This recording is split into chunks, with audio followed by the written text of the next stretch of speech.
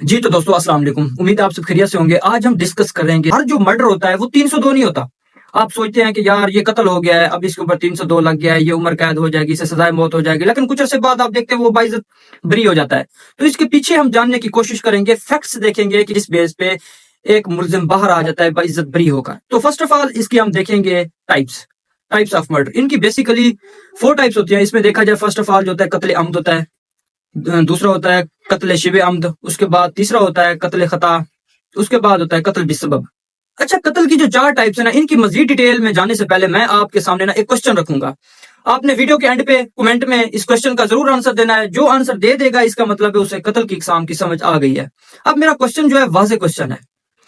میاں بیوی کے آپس میں لڑائی ہو رہی ہوتی ہے، جو میاں ہے اس نے اینٹ اٹھائی اور اپنی بیوی کو دے ماری، لیکن بیوی سائڈ پہ ہو گئی۔ پیچھے سے ایک عام آدمی گزر رہا تھا اور اینٹ جا کے اس عام آدمی کے سر پہ جا لگی، عام آدمی کی موقع پہ ڈیتھ ہو گئی۔ تو اب یہ آپ نے چیک کرنا ہے کہ یہاں پر قتل کا کون سا سیکشن لگے گا، وہ کس بیس پہ اس کی ڈیتھ ہوئی ہے، اور وہ ان کا آپس میں کیا ریلیشن بنے گا جس نے مرڈر کیا ہے۔ کیا اس میں قتل عمد لگے گا، قتل شبہ عمد لگے گا، قتل خطا ہوگا، قتل بسبب ہوگا۔ اب میں آپ کو ان کی ڈیٹیل میں جا کے سمجھانے کی کوشش کروں گا، اینڈ پہ آپ نے اس کا لاسٹ پہ ضرور جواب دینا ہے۔ سب سے پہلے قتل عمد۔ اس میں جو ہے نا انسان ڈائریکٹلی چاہتا ہے کہ میں اسے مار دوں، جان سے مار دوں، یہ دنیا فانی سے کوچ کر جائے، وہ ہوتا ہے قتل عمد۔ مطلب وہ چاہتا ہے کہ میں اسے سیدھا فیر ماروں، دماغ میں ماروں، یہ بس مر جائے، بس یہ ہوتا ہے قتل عمد۔ اس کی سزا جو ہے، اس کی سزا 3 ٹائپس کی ہے۔ اس میں قصاص آ جاتا ہے۔ قصاص اس بیس پہ آتا ہے کہ فیکٹس دیکھے جاتے ہیں۔ اگر فیکٹس میں آتا ہے تو پھر قصاص اس کے اوپر ہوگا، ادروائز اس کی 2 تو پرماننٹ ہے۔ اس میں آ گیا عمر قید جو کہ 25 سال ہے، یا پھر سزائے موت۔ اب اگر آپ جومینائل ہیں، 18 سال سے کم عمر کے ہیں، تو آپ کو 25 سال سزا ہوگی۔ اس کے بعد ہم نیکسٹ سیکشن پہ جاتے ہیں، قتل شبہ عمد۔ اس میں کیا ہوتا ہے؟ اس میں انسان یہ نہیں چاہتا کہ یہ مر جائے، وہ اسے نقصان کو پہنچانا چاہتا ہے، وہ کہتا ہے بس اسے نقصان کو پہنچا دوں، لیکن کوئی نقصان ایسا ہوتا ہے کہ اس بیس پہ نا اس کی ڈیتھ واقع ہو جاتی ہے۔ مثلا میں آپ کو ایک ایگزامپل دوں، وہ ڈنڈے سے وار کرتا ہے، سر پہ چوٹ لگ جاتی ہے۔ جب سر پہ چوٹ لگتی ہے تو اس کی ڈیتھ ہو جاتی ہے، حالانکہ وہ ڈنڈے سے اس نے وار کیا ہے، اس کا بالکل ایسا کوئی مقصد نہیں تھا کہ وہ مر جائے، نہ کہ اس نے پسٹل کا استعمال کیا، لیکن پھر بھی اس کے باوجود اس کی موت واقع ہو گئی۔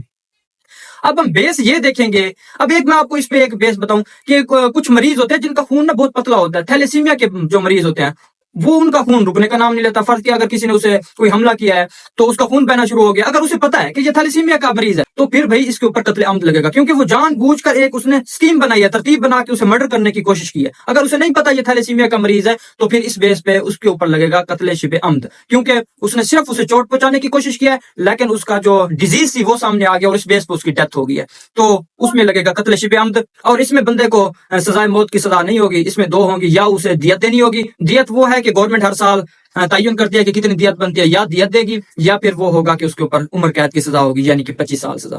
اس کے بعد ہم نیکسٹ دیکھیں گے قتل خطا۔ اب قتل خطا کیا ہوتا ہے؟ یہ بہت اہم ہے، کیونکہ ہر انسان کوشش کرتا ہے جب اسے مرڈر ہو جاتا ہے تو وہ کہتا ہے کہ میں نے قتل خطا میں ہوا ہے یا قتل بسبب ہوا ہے۔ تو اب یہ جو 2 اہم سیکشن ہے نا، تو ان سے لوگ ان میں جا کے گھسنے کی کوشش کرتے ہیں آفٹر مرڈر۔ تو ہم ان کو دیکھنے کی کوشش کریں گے کون کون سی بیسز ہیں، کون سے فیکٹس ہوتے ہیں جن کی بیس پہ اس کے اوپر قتل خطا آتا ہے۔ اب قتل خطا ہے کیا؟ قتل خطا یہ ہے، نہ وہ اسے چوٹ پہنچانا چاہتا ہے، نہ وہ اسے کوئی ہارملی اسے ڈیتھ پہنچانا چاہتا ہے، قتل کرنا چاہتا ہے، نہ اس کی کوئی انٹینشن ہے مرڈر کرنے کی، نہ اس کی انٹینشن ہے کوئی ہارم کرنے کی۔ تو اب اس کی پھر کیسے ڈیتھ ہو گیا؟ یہاں پر میں آپ کو نا ایک بہترین ایگزامپل دینا چاہوں گا۔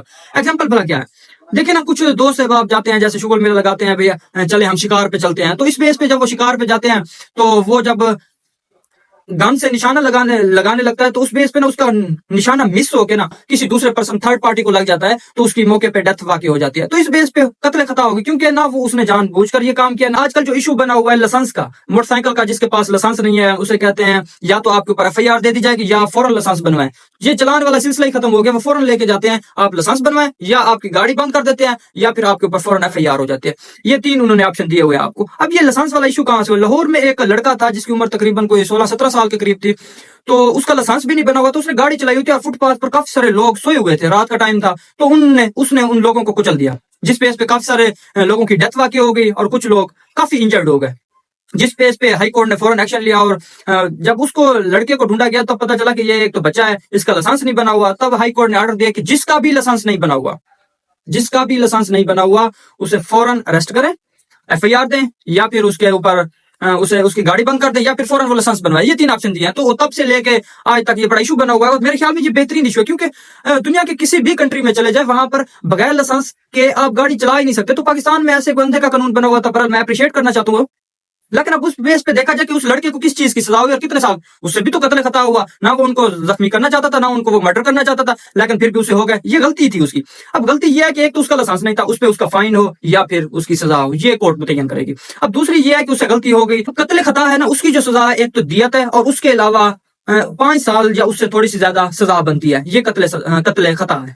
उसके बाद हम देखेंगे कत्ल बिस सबब। अब ये क्या चीज होती है? अब कत्ल बिस सबब जो है ना, इसमें भी यही इशू होता है कि ना वो उसे नुकसान पहुंचाना चाहता है, ना वो उसकी डेथ काज करना चाहता है, लेकिन फिर भी किसी ना किसी की डेथ वाकई हो जाती है। अब उस बेस पे क्या है, मैं यहाँ पर एक बेहतरीन एग्जांपल देना चाहूंगा। आजकल जो लोगों को इस बारे में आगाही भी नहीं है, और आपको भी इस बारे में आगाही जरूर होनी चाहिए कि आप कहीं पर भी देखें जंप बना हुआ है। लोग अक्सर औकात ना रातों रात जंप बना देते हैं, क्योंकि सुबह के टाइम तो वो जंप नहीं बना सकते, लोग आते जाते रहते हैं, तो उनके लिए मसाइल पैदा होते हैं, तो वो रातों रात ना मिस्त्री मजदूर बुला के जंप बनवा देते हैं मेन रोड के ऊपर।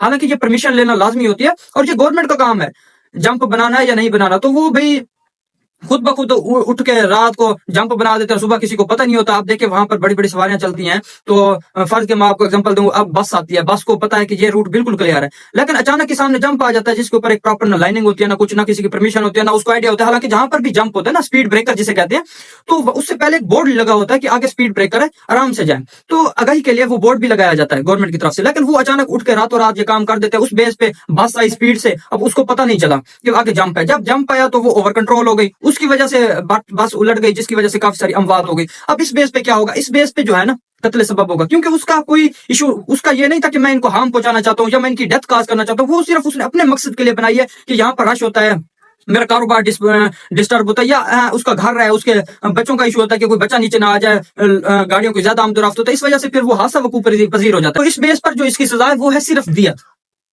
तो दियत इसकी सजा वो कोर्ट मुतय्यन करती है, गवर्नमेंट ऑफ पाकिस्तान हर साल मुतय्यन करती है कि दियत कितनी होती है। तो ये अब मर्डर की इकसाम है। अब ये फैक्ट्स होते हैं कि इस बेस पे इस इंसान को रिलीज कर दिया जाता है कि देखिए ना, जब भी मर्डर होता है तो उसके ऊपर ना फौरन ही FIR काटी जाती है सेक्शन 302 की।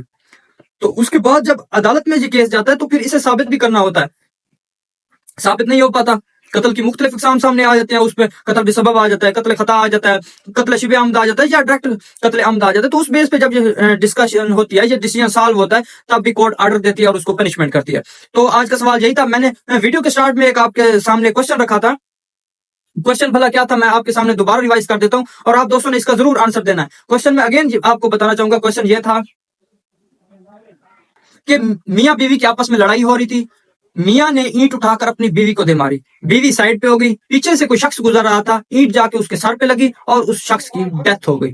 अब ये आपने देखना है कि यहाँ पर मर्डर की कौन सी टाइप्स लगेगी। उम्मीद है आप सब दोस्तों के लिए ये वीडियो इन्फॉर्मेशनल रही होगी। इसी के साथ ही अपने प्यारे भाई मोहम्मद उमर खान को दीजिए इजाजत। अल्लाह निगहबान।